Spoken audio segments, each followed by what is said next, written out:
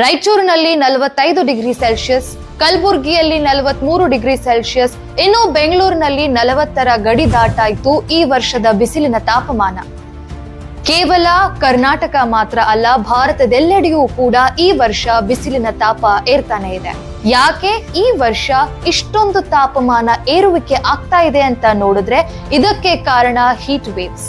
Heat waves ಅಂದ್ರೆ L ನೀನೋ effect ಅಂತ declare ಮಾಡ್ತಾರೆ. ಈ ಎಫೆಕ್ಟ್ ನಾನು ಸಿಂಪಲ್ ಆಗಿ ಹೇಳ್ಬೇಕು ಅಂದ್ರೆ ಸಮಭಾಜಕ ಪೆಸಿಫಿಕ್ ಓಷನ್ ನ ಮೇಲ್ಮೈ ನೀರಿನ ತಾಪಮಾನ ನಾರ್ಮಲ್ ಟೆಂಪರೇಚರ್ ಗಿಂತ 1.5 ಡಿಗ್ರಿ ಸೆಲ್ಸಿಯಸ್ ಮೇಲೇರಿದ್ರೆ ಅದನ್ನ ತೀವ್ರವಾಗಿರುವಂತ ಎಲ್ ನೀನೋ ಎಫೆಕ್ಟ್ ಅಂತ ಡಿಕ್ಲೇರ್ ಮಾಡ್ತಾರೆ.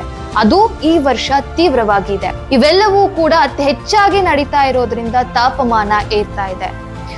ಬೆಂಗಳೂರಿನಲ್ಲಿ ನೀರಿನ ಸಮಸ್ಯೆ. ಕೆರೆಗಳ ನಗರ ಅಂತ ಕರೆಸ್ಕೊಳ್ತಾ ಇದ್ದಂತ ಬೆಂಗಳೂರು, ಅದೇ ಬೆಂಗಳೂರಿನಲ್ಲಿ ಕುಡ್ಲಿಕ್ಕೆ ನೀರು ಸಿಗ್ತಾ ಇಲ್ಲ.